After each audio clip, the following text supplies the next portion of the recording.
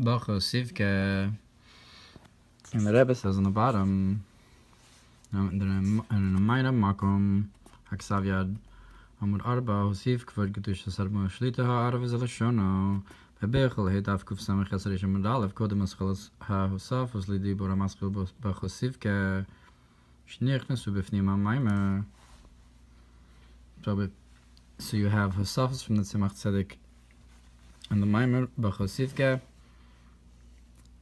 Nimtza b'ksav b'guf ksav yad kodesh Tzemach Tzedek v'zeh lashon. The Tzemach Tzedek writes v'dimasai lechya that her tear was on her cheek. Hepech b'tzias Mitzrayim navu l'chayach b'torim. As opposed to when we went out of Mitzrayim, we had your cheeks were beautiful with the earrings that hung down on them. Efshar Lomer Zawinyan Titan Emes Yaakov.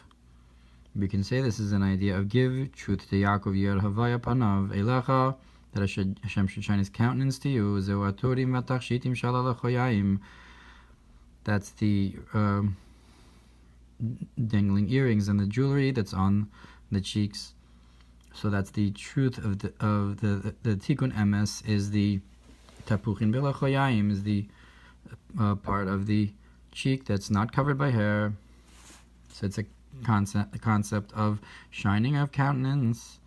So that's going out of Mitzrayim. You have the Yar Havaya Panav, and instead of Hester Panim, Ein Lemenachem,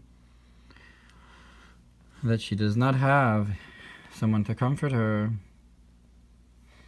What's Ayin Yihya Menachem? That is that the concept of not, the ayin is comforting to her.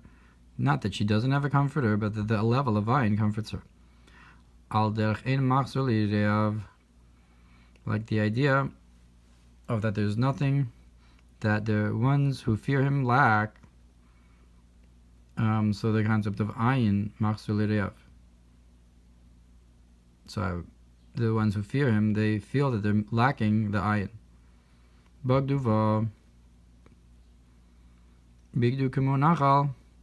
So they rebelled against her, the nations. That's like the rebellion of the river. Yovav Tesvav. But he doesn't explain the correlation. Bevigdov Tesvav, Bevigdova Ishpashus Mishpatim. But there's also this word. When he rebels against her, so he can't send her away. V'av ki hayayin boged, and another pasuk with boged is even though the wine rebels, Chabakuk beis hey,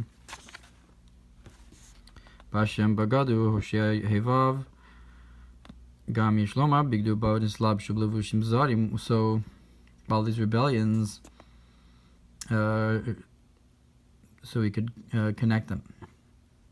You can also say that Bigdoba, the rebellion against her, is also from the language of beged, of garment, that they were clothed in strange garments. So beged bogdim bagadu yishaya kaf daled yudvav.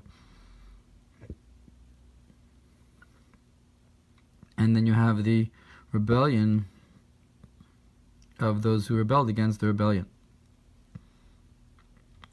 Le'asilava ba God, Hainu Eliyahu, and in the future,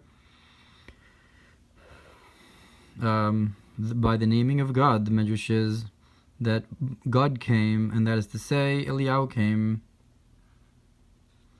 Ra'aya bisul ro'eha, kol ro'eha bagduba. So who are the ro'eha, re'eha, her friends?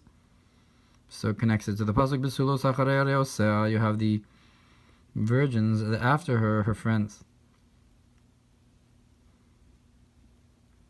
So the virgins rebelled against her.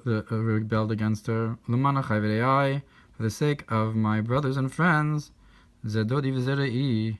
This is my loved one and this is my friend. Ad kan l'shono. That's the end of the quote from the Tzemach Tzedek that the Rebbe brings down in Hatorah.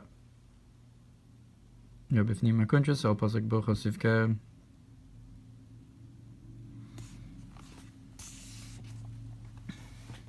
So Paragimel, back in the Mamar, it says Paragimel the Moed Katan Kavav Aleph Derech Agav.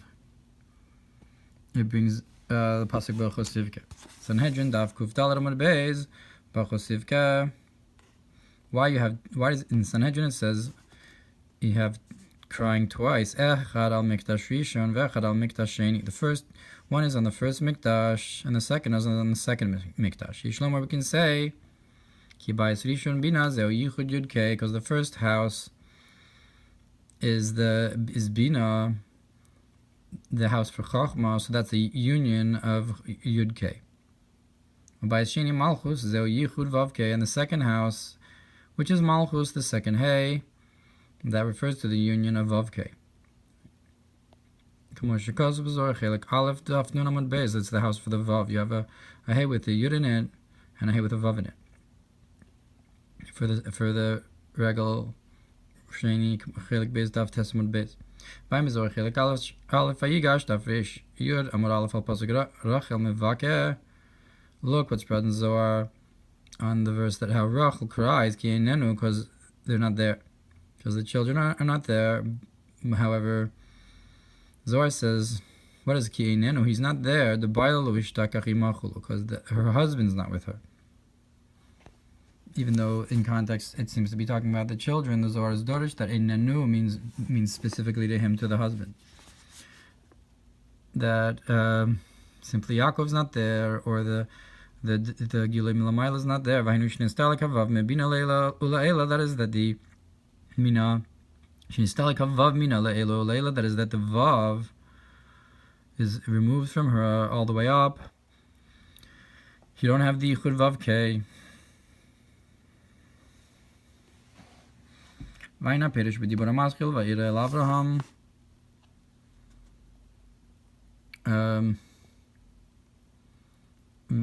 I guess the Istalkus of the Vav. Now our sages said that it will not come into the city.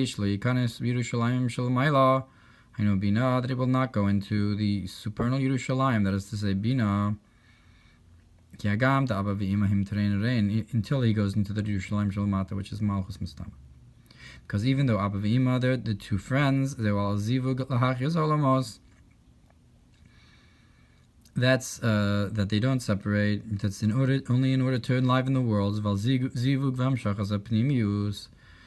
the union and to draw down the inner concept. And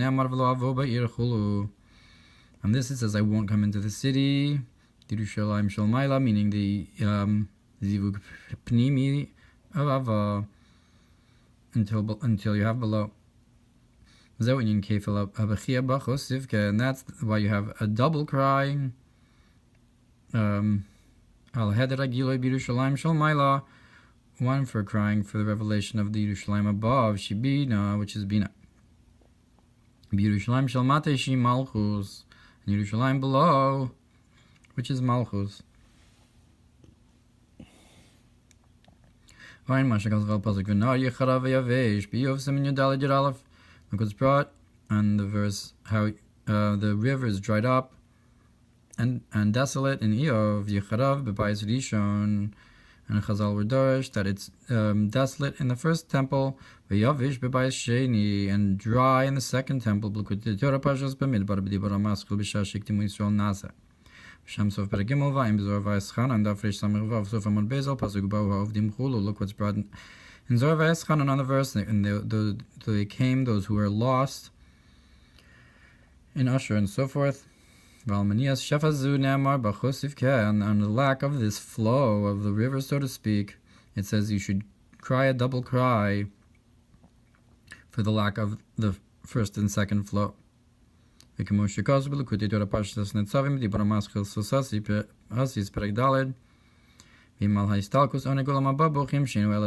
and if we cry for the removal or the lack of the pleasure of the world to come, and that's only a glimmer of how much more so we should cry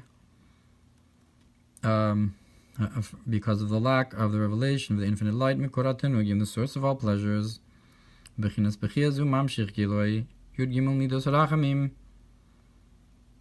And This concept of crying draws down the revelation of the 13 attributes of mercy.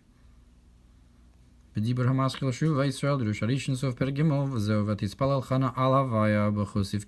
why it says that Hannah cried above Havaya and cried a double cry, that is through the concept of crying, it's awakening the mercies, to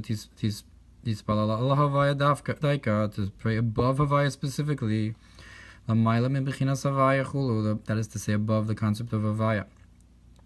It's not just to Hashem, but it's all specifically above, to a level that's beyond the shame.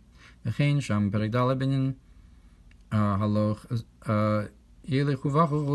you have there a concept of going and traveling and crying, that the crying is a concept of travel and elevation of the soul, like the concept of halicha. Look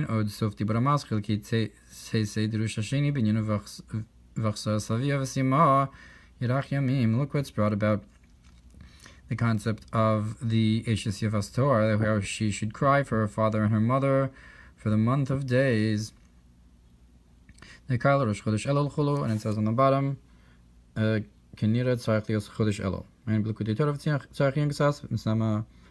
the Rebbe.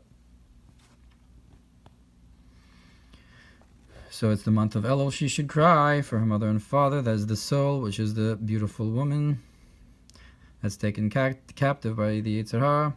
So she should cry for her father and mother, the Yichud Avah, for that month of Elul. So that's also a concept of crying for the Mikdash in a similar way.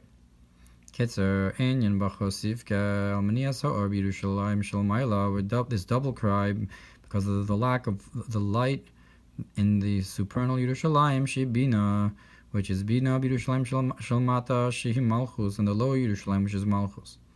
And that this is that the river was desolate and dry, and the crying is the awakening of the attribute of mercy, and like the Bali Tshuva that fill up the river from its source. Where I guess it brings about the Bal Tshuva that fill the river. Like the idea how Hannah prayed upon Havaya, and it uses this language as well of a double cry